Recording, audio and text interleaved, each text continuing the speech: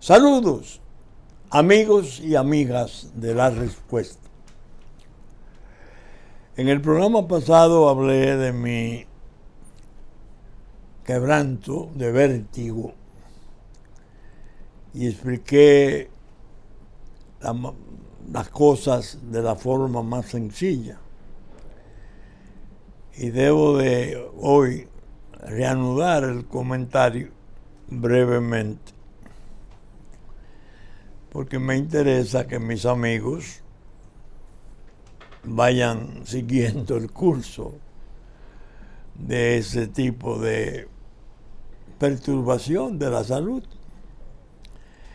Los médicos han sido muy amables y todos han confluido, se han formado sin yo proponerme una especie de consejo de médicos, donde la doctora De Paul, la doctora Diplan, el doctor Moisés Castillo Bretón, mi amigo José Joaquín Puello, mi amigo de siempre,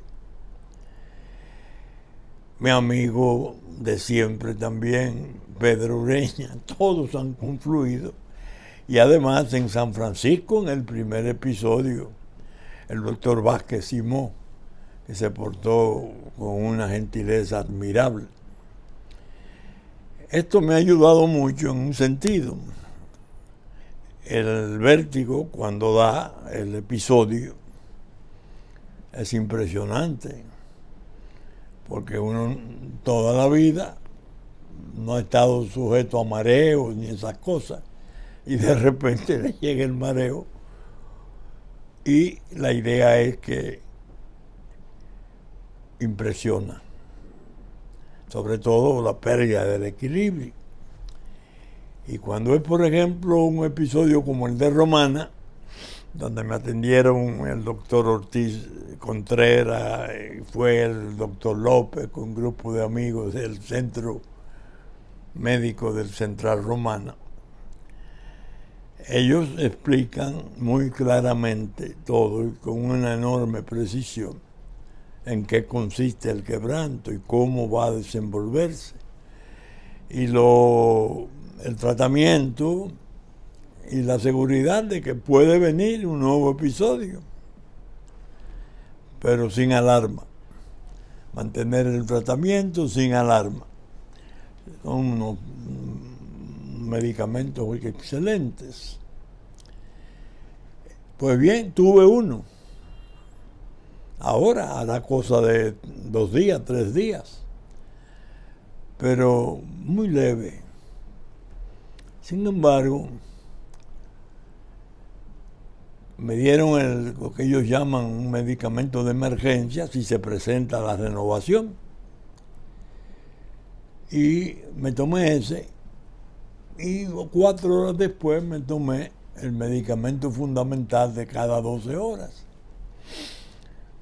Me acosté bien, tranquilo, pero al levantarme tenía trastorno en la marcha y sentía las piernas muy débiles. Entonces me senté en mi cama, en pijama, y le digo a mi hijo Juárez, lo llamo: yo quiero ver a mi amigo José Joaquín, porque no siento ninguno de los síntomas o signos del vértigo, y tengo esto en las piernas. Yo quiero saber si hay algo de otra naturaleza. Finalmente llegó el doctor Puello con la amabilidad de siempre en la hora programada. Examinó y no hay, es un reducto del vértigo. Los medicamentos obraron en conjunto y es posible que hayan trabajado muy duro arriba y se quedara algún mandato hacia abajo. Y en efecto, pasó el día de ayer y ya volví a la normalidad. Desde luego yo le digo a mis hijos, en los carros viejos, en el taller, hay que tratarlo con mucho esmero, porque son muchas las cosas que hay que vigilarle. Y así fue. Pero una de las cosas que me ha tranquilizado más allá de la amabilidad de los médicos, es la cantidad de amigos y de gente muy querida que lo ha padecido. Y entonces yo le llamo la jurisprudencia del vértigo. Abundante, pero todos coinciden en que impresiona, evidentemente turba, ataca, pero no es algo de vida o muerte, es algo que tiene su explicación, el oído medio, y los médicos trabajan con mucha habilidad sobre eso. De manera que estoy dando una especie de boletín, porque como hablé del vértigo en la pasada y no di mayores detalles,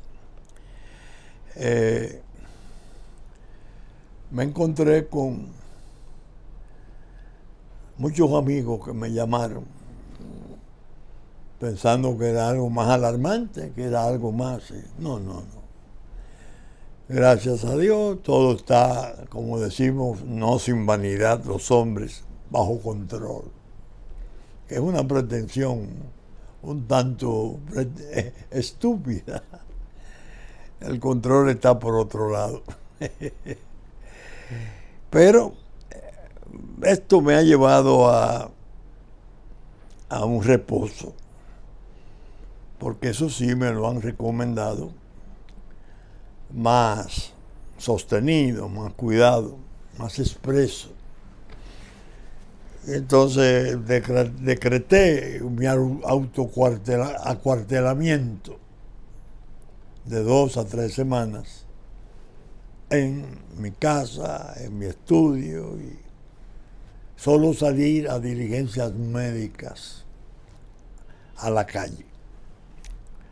Bien, naturalmente, con la mente totalmente clara, gracias a Dios, en capacidad de observar las cosas que están ocurriendo. Y en verdad, mi preocupación no cede. No cede, por el contrario, aumenta.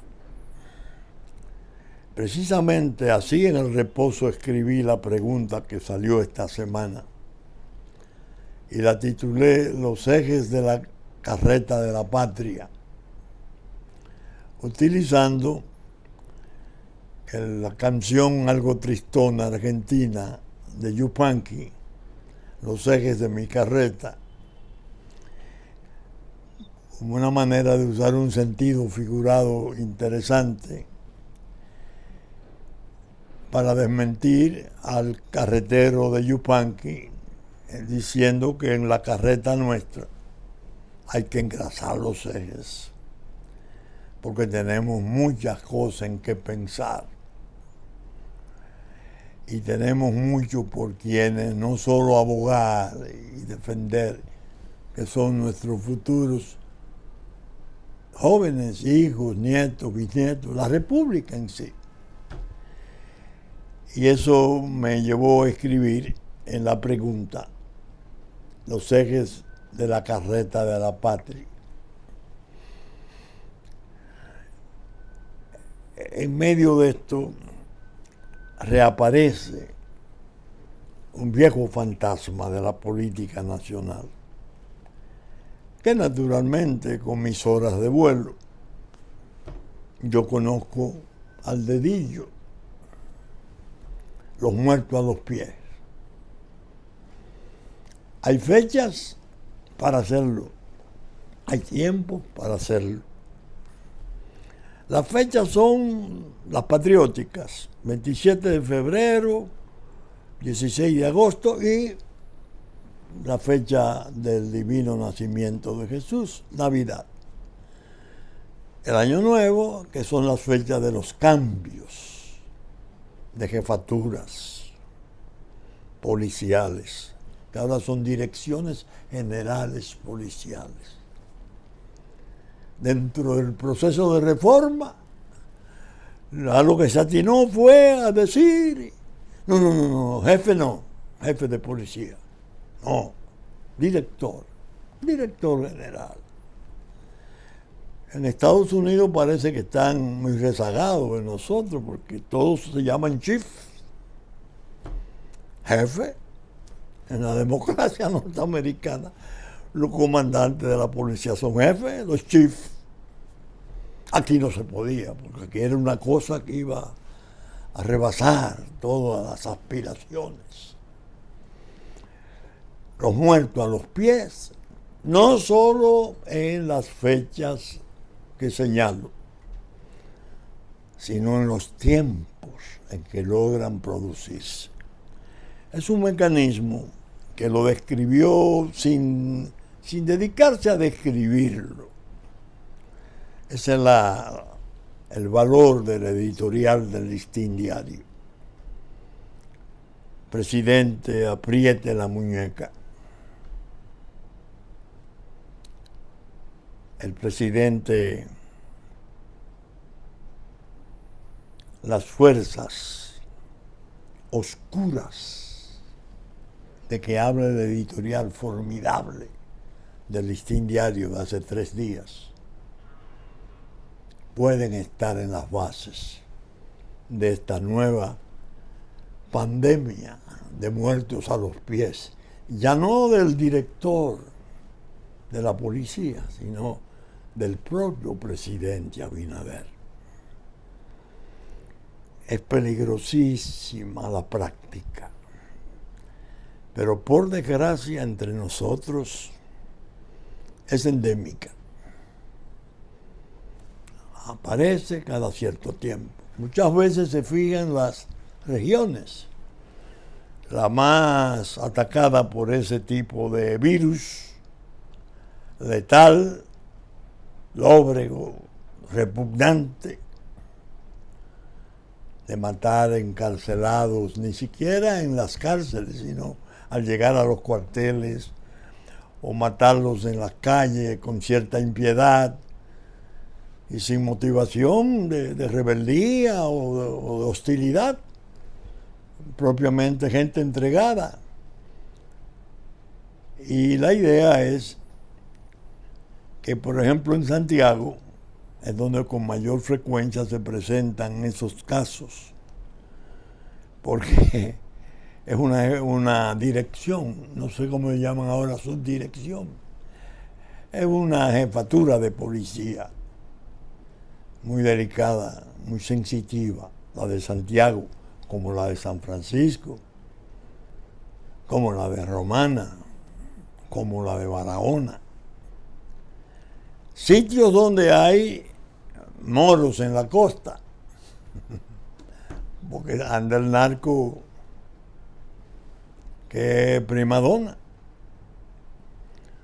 Y cuando un jefe de policía regional de eso llega e incomoda, no hay que hacerle manifestaciones populares y hacerle cosas que pongan al jefe local en condiciones de que sea desechado. Se cometen entonces, yo diría en gran modo, injusticias. Porque si la prédica constitucional nuestra y penal es que la responsabilidad penal es esencialmente personal, uno piensa, bueno, cuando un jefe de policía está dormido, a lo mejor en su casa, quizás en misa, quizás con sus hijos, y aparecen en Villa Altagracia unos desarmados que ametrallan y matan a 2 jóvenes pastores, ¿qué puede tener de responsabilidad el jefe de policía de aquel de central, el fundamental? Entonces la responsabilidad penal no es tan personal. No, la quieren extender a lo institucional. Es una pretensión vana. Señores, todas las policías del mundo, incluyendo ya experiencias que se van insinuando en la propia Escandinavia, los suecos tienen el problema. De Estados Unidos ni hablar. Yo me he cansado de citar el caso de New Orleans, que llegó un tiempo en que las autoridades de Washington dijeron, pero es que no se pueden diferenciar los delincuentes de los policías. Y trajeron a un oficial afroamericano muy distinguido, un héroe súper condecorado en la guerra de Vietnam. No tengo su nombre a la mano. Y ese hombre hizo un trabajo formidable para reorganizar la policía de New Orleans. He mencionado la policía de Los Ángeles, ustedes recuerdan. En Los Ángeles se produjeron disturbios que creo que fue 15,000 millones, no sé la cifra, de daños, con motivo de unos palos y una muerte de un muchacho, no recuerdo, Smith, no recuerdo cómo se llamaba. La de Francia en Marsella, que yo cito con frecuencia. Marsella se deterioró de tal modo que el general de Gaulle le pidió al general Leclerc, que era su hombre de acción en los combates, que estaba en Berlín, que mandara un regimiento y él viniera con el regimiento, y pusieron a la policía de Marsella en paños menores, en el patio, todos en calzoncillos, para depurarlos. Es decir, la gente ahora ve esas cosas que indignan, que duelen, saber que una persona que llega, lo llevan, quizás tenga un resabio, no resabio, y lo apaleen y lo maten, es algo horroroso. Pero la gente no copia totalmente el drama.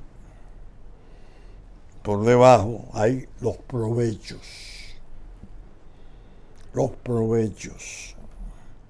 políticos o criminológicos, según expliqué en el caso de Santiago y las otras provincias importantes. En definitiva, al producirse lo de San José de Ocoa, lo del cuartel de Naco, 2 jóvenes muertos en cárceles, es decir, sin que tuviera noticia el Ministerio Público de que estaban detenidos, sin la primera llamada, que está formulada por ley, por cierto, a iniciativa del diputado Pelegrín Castillo. Uno se sobresalta y dice, ¿qué hay aquí? ¿Qué se busca? Generarle al gobierno de Luis Abinader un ambiente de repudio, de rechazo. Y que los muertos son enarbolados con mucha eficacia en los tiempos políticos tormentosos. Ya he oído hablar incluso de que es posible que se realicen manifestaciones en la Plaza de la Bandera, con lo que asume casi un rango de preocupación constitucional. Entonces al pueblo yo le aconsejo que tenga paciencia en medio del dolor. Hay que hacer reformas importantes. Yo tengo la fuerza moral de decir, con Leonel Fernández y con Danilo Medina, lo pedí y tuve la aprobación de ambos en sus tiempos respectivos. Con Medina llegué más lejos, hasta preparé la visita de un general de policía colombiano, que lo declararon al salir y concluir su mando el mejor policía del mundo. Que México, hay que saberlo, que México en su orgullo, se lo llevó para el Distrito Federal a que pasara una temporada para asesorar el desastre de allí. Oscar Naranjo, amigo de la República Dominicana. He puesto siempre el ejemplo de él y digo, para que la gente se dé cuenta que cuánto acierto hay en calificarlo así, que con motivo de la renuncia del vicepresidente de Colombia en el tiempo del presidente Santos, el vicepresidente que llamó Santos fue a Oscar Naranjo. Óigame, salir de una jefatura de policía para una vicepresidencia de la República es un aval, es una prueba de idoneidad y de eficiencia. Llegamos casi al tenerlo aquí, pero tuvimos el percance de que él estaba parte de la representación del gobierno de Colombia en las conversaciones de paz en La Habana de las FARC. Él estaba de parte del gobierno y no tenía el tiempo para venir. Entonces vino ese rebú burocrático. No, la reforma. Lo primero, ya dije, cambiar el nombre odioso de jefe, de chief. Vamos a sugerírselo al Senado norteamericano. No le llamen chief, llámenle directores, administradores, porque chief es muy duro. Es realmente una insensatez pretender, desconociendo las características del fenómeno, porque hay que decir, está la violencia policial previsible, incluso a veces se hace frecuente, intensa, pero está la otra violencia, la violencia, bueno, las maras del Salvador, ya esas llegaron a pactar con el gobierno, a un pacto formal de paz. Aquí no anduvimos lejos y no andamos lejos. ¿Por qué? Porque hay una presencia subliminal de lo otro, que no actúa ya directamente, no tiene la necesidad de hacerlo, pero sí tiene una habilidad enorme para reclutar entre mozos y jóvenes y adolescentes pandillas que pasan a ser sus instrumentos de ejecución de grandes acciones de turbación de la paz. De manera que en el momento en que estoy entre vértigo y bienestar, me pasan esas cosas. Y yo que uso con frecuencia la expresión da vértigo, digo, cuidado si este que yo tengo tiene algo que ver con lo que está pasando. Desde luego, en mi caso, ya saben ustedes, agravado por lo otro, la pérdida de doña Sogela, que estoy bregando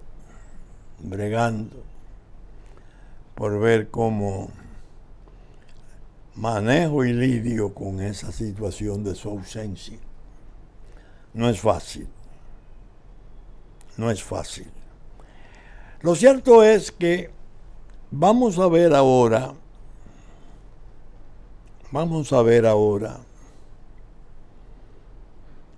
estos meses, vamos a observarlos, mayo, junio, julio, agosto, septiembre,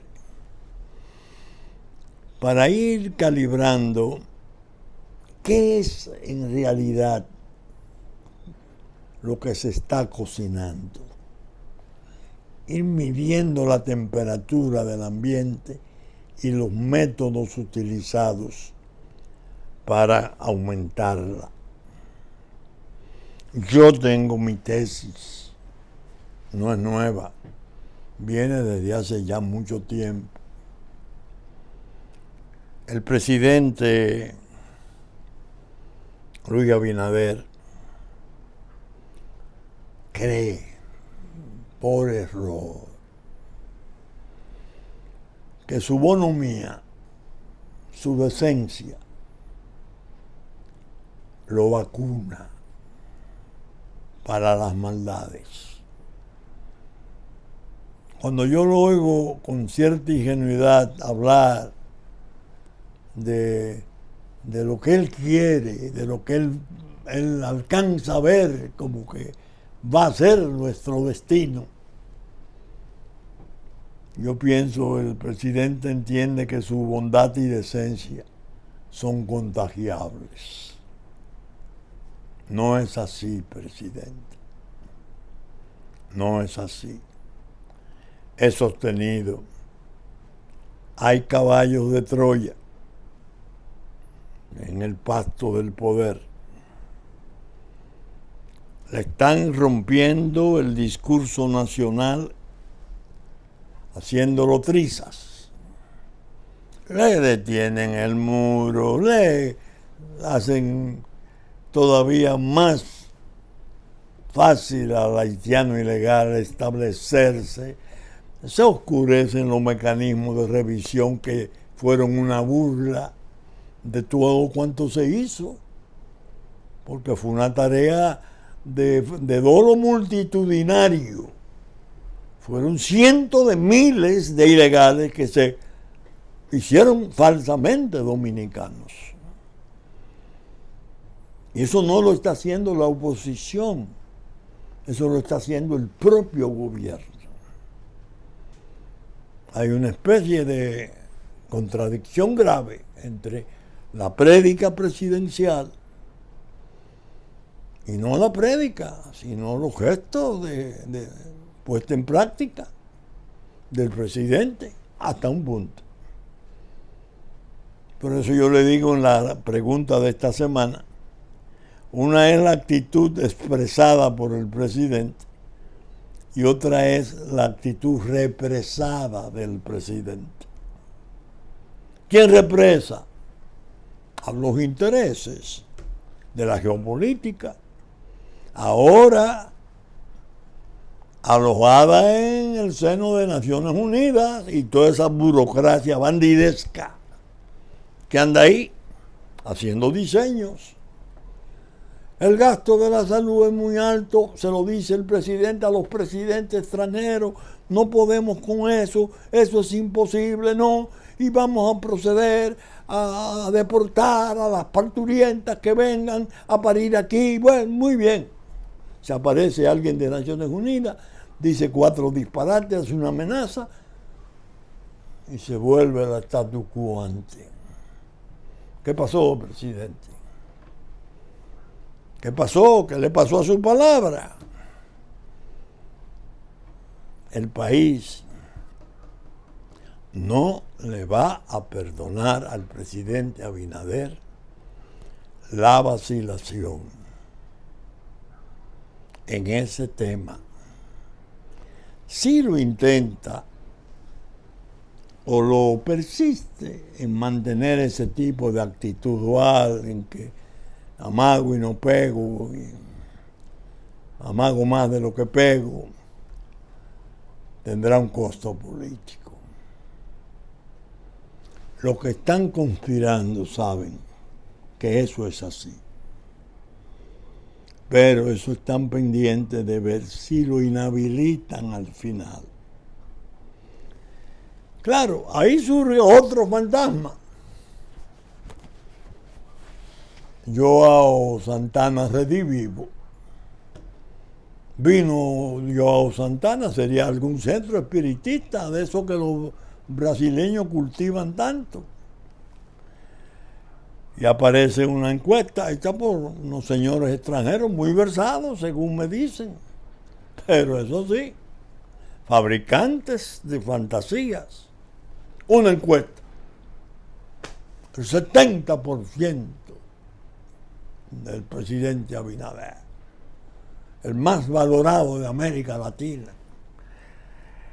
Recordé de inmediato cuando declararon a Danilo Medina, Joao Santana.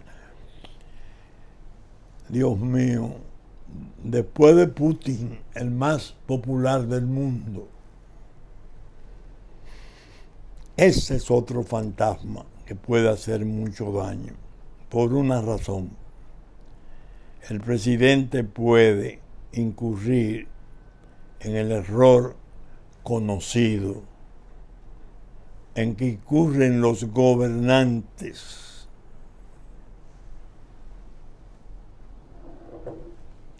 Las lisonjas, los sondeos interesados, las encuestas mañosas terminan por enajenarlo. Danilo Medina fue un ejemplo de un enajenado por las encuestas brasileñas. Todavía él cree que el presidente mejor que tuvo la República Dominicana en toda la historia es él. Él lo cree. No, él lo afirma. Nadie como él. Porque ese fue el catecismo que le impusieron y lo llevó a tantos errores. Es decir, él no sabe dónde queda Najayo, ni cuál es el curso de los procesos, ni los hermanos, ni los cuñados.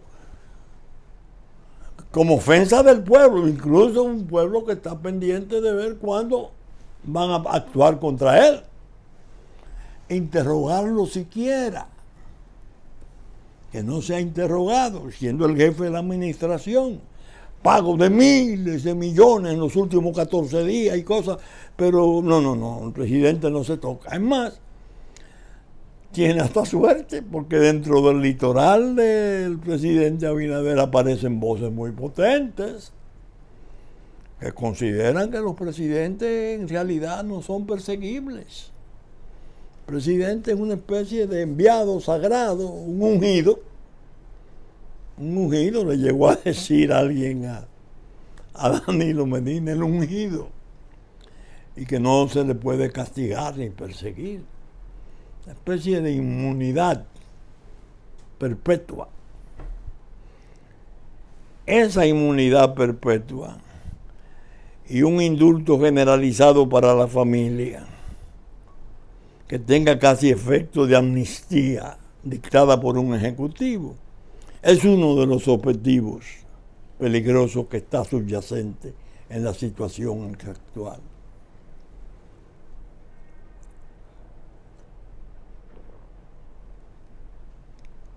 ¿Me oyeron ustedes? Tesis mía de hace más de 2 años. No la estoy improvisando ahora, que la desestabilización que van a hacer con los muertos a los pies, los ataques en cuarteles, la violencia, no, respondida por esa encuesta del 70%. No, le agregan más. Este es el momento más adecuado, más determinante y preciso para hacer la reforma constitucional. Dios mío. ¿En favor de quién? ¿De la República? No. En favor de los grupos de poder que quieren permanecer y razonan de un modo deleznable, en una forma tan penosa que avergüenza. Es un tiempo donde el país está confrontando calamidades enormes, estructurales, de llegar a desaparición. Y ellos están, no, porque entonces, si la modificamos para que no haya una segunda vuelta, entonces Danilo mantiene el PLD con un porcentaje que no le va a permitir a Lionel competir, y Luis va a quedar por encima, y Luis es presidente. Oh, qué bonito. Un cálculo de barbería. Cálculo de barbería, una charlatanería.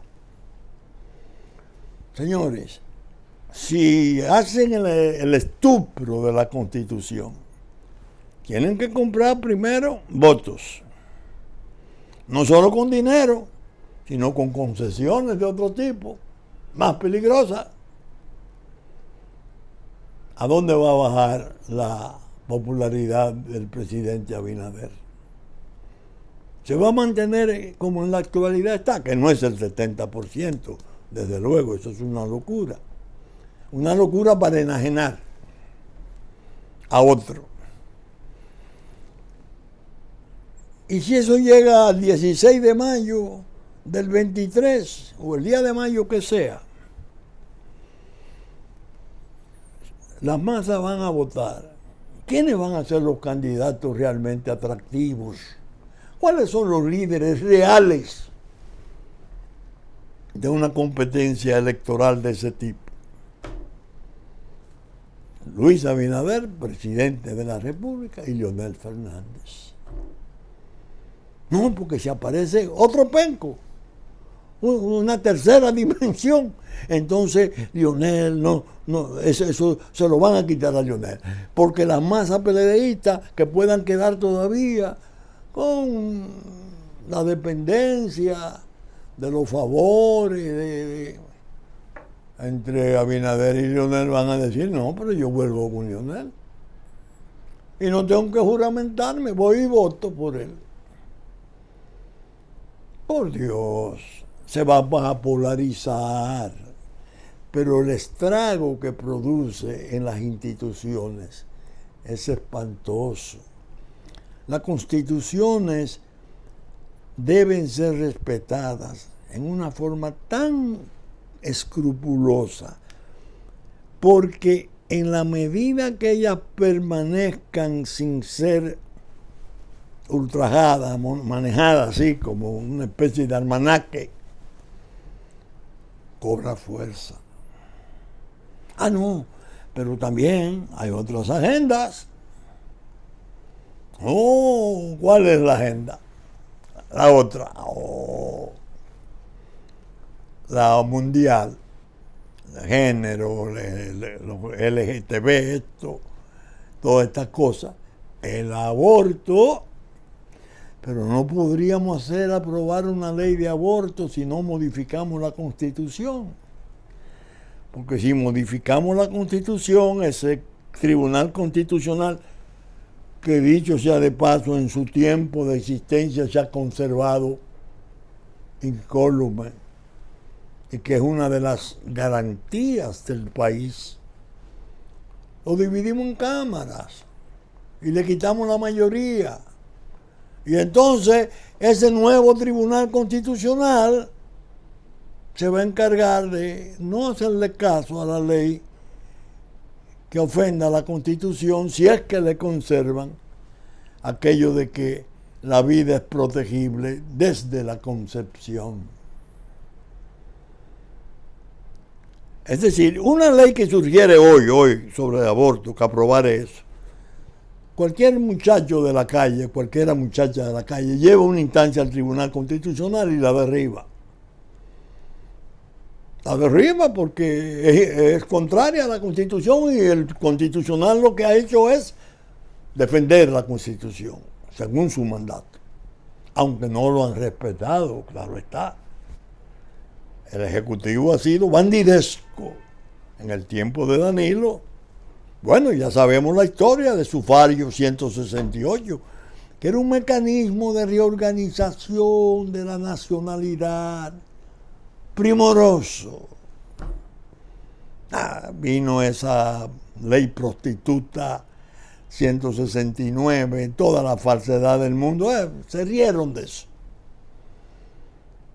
Luis Abinader estará consciente del costo político de pasar por esos avatares.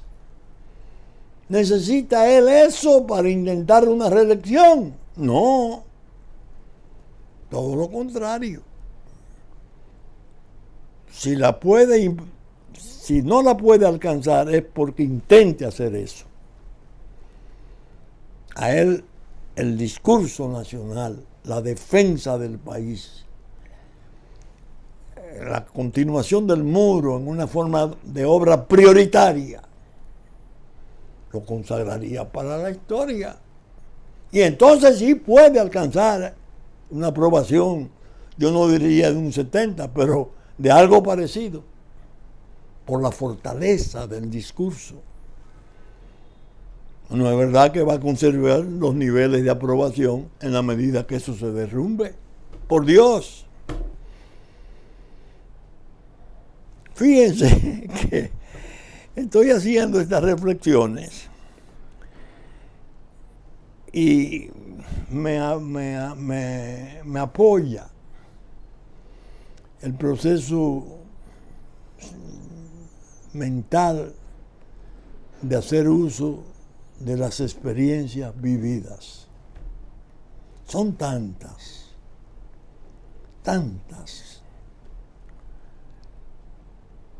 que cuando uno opina sobre algo de hoy y lo relaciona como ocurrió en otra época, se siente como confiado en que está sobre un terreno firme, que no está especulando.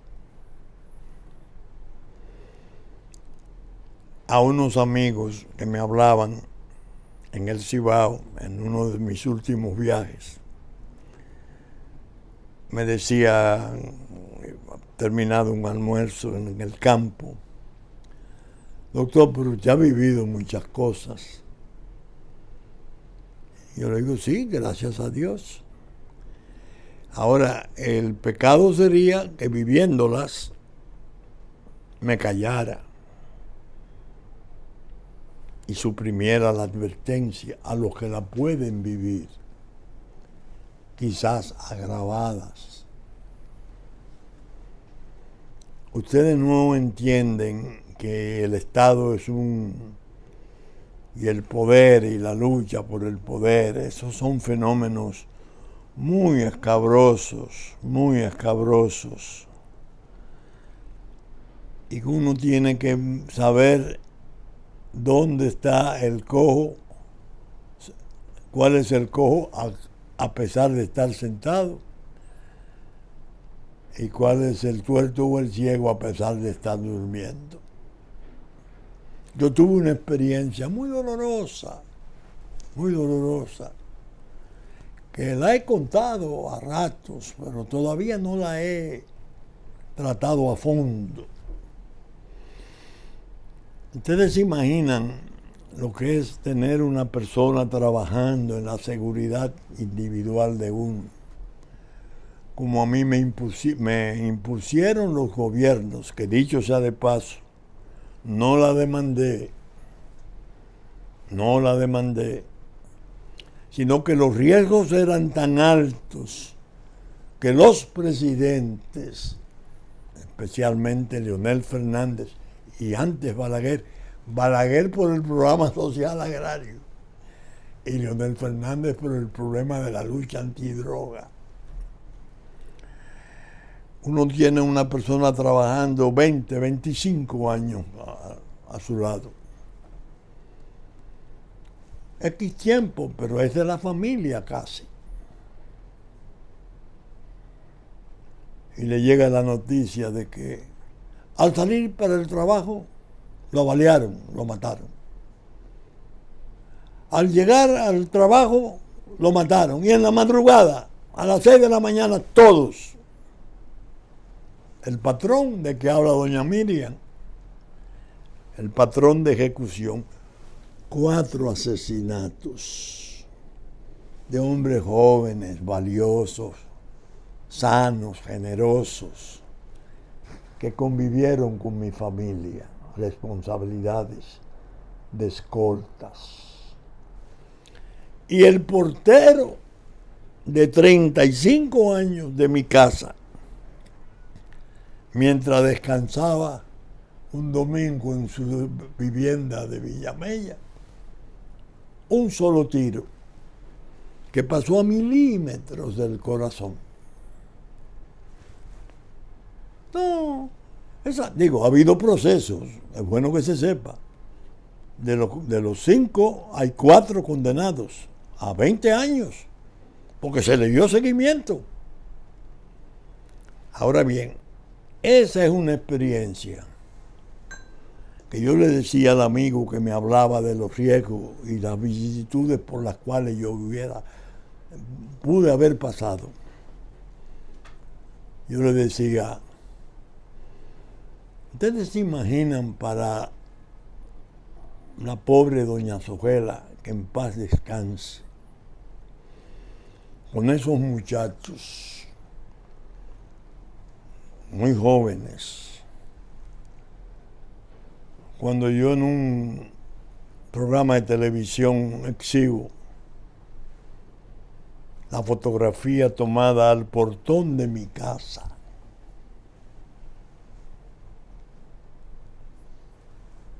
que fue encontrada en un móvil, un teléfono de un capo que había participado con la gente del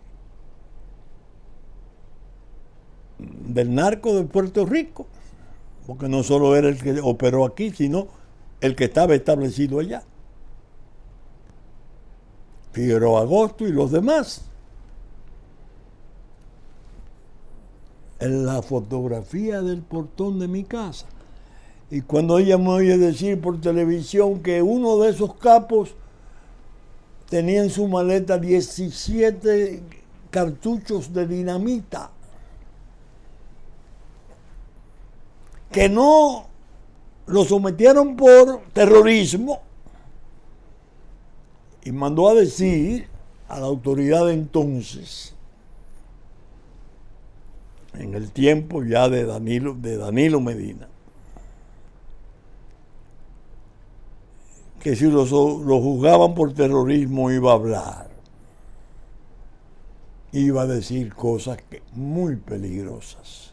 Eliminaron el cargo de terrorismo en justicia. 17 cartuchos de dinamita, una fotografía de la entrada de la casa y la marquesina. Quien ha pasado por experiencia de ese tipo, cuando ocurren estas cosas, nadie puede venir a hacer religión y a decirle, mira esto hay que modificarlo, porque como dijo fulano, hay que traer un director no sé de dónde para que comience a predicar, y hay que culturizar a los agentes, una serie de basofias. No. Yo quería traer a Oscar Naranjo, ese super policía de Colombia. Danilo Medina me lo aprobó. Le escribí y recibí la excusa. Porque ese sí se formó en la lucha y la utilización de las bandas juveniles, que en Colombia fue atroz. Los motores, los ametrallamientos. Bueno, su ministro y director de diario, Guillermo Cano Izazo, del Espectador, Lara Bonillo, ametrallado por jóvenes desde motocicletas, entrenados por ellos. Oscar sabe mucho de todo eso porque luchó contra eso. Eso es lo que... la reforma es segregar lo podrido, hacer los análisis de la hoja de vida, sus convicciones, sus relaciones, y ver de qué modo el tipo queda suficientemente indemne y va a producir en él el entrenamiento, una capacidad para servir con idoneidad. Porque básicamente el tipo es correcto. El tipo es oscuro, es difícil, tiene unas relaciones malas. Exploración in situ, in persone. Esa es la reforma.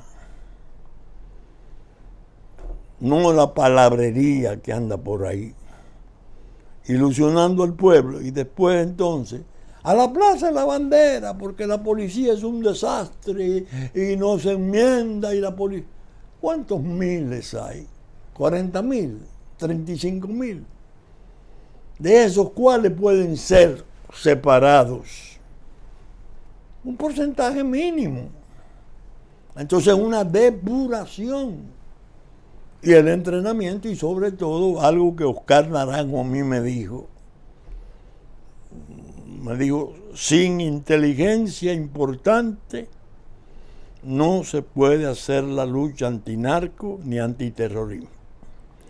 Inteligencia social que provenga del seno de la sociedad, de abajo, en los propios barrios donde se reclutan las bandas. Hay gente muy buena. Son los que pueden ayudar más a identificar los peligros. Eso es trabajar sobre realidades. Ahora bien, ya está terminando el tiempo. Y pienso que solo me falta una reflexión ya de final. Presidente Abinader, cuídese de la reforma constitucional que le han propuesto. Si destapan esa caja de Pandora, pueden venir cosas peores. Pero sobre todo, no siga usted creyendo que la suerte desgraciada del Código Penal, que todavía le llaman nuevo, con mucho cinismo,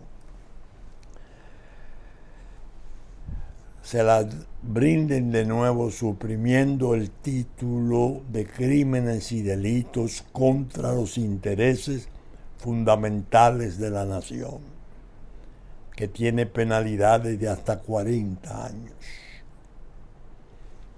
Falsificar un acta de nacimiento para obtener una nacionalidad falsa caería ya en el ámbito de ese rigor. Los cónsules, todos esos desastres que han hecho, ese código sería un valladar importante. Pero bien, lo cierto es que estamos aquí entre encierro y vértigo, pero activo, gracias a Dios. Pensamos que con la gracia de Dios podríamos estar el próximo fin de semana en la entrega de una nueva respuesta, y que esta se transmite por Canal 3, Supercanal 3 del cable, 33, televisión abierta, YouTube, a las 11 de la mañana de domingo. Teleimpacto, canales 22 y 52, 12 del mediodía de domingo, 9 de la noche de domingo, 7 de la mañana de lunes, 8 de la noche de lunes. Que asimismo estaremos en YouTube a partir de las 12 del mediodía de domingo. Con la gracia de Dios esperamos estar con ustedes en otra nueva entrega. Muchas gracias y hasta entonces.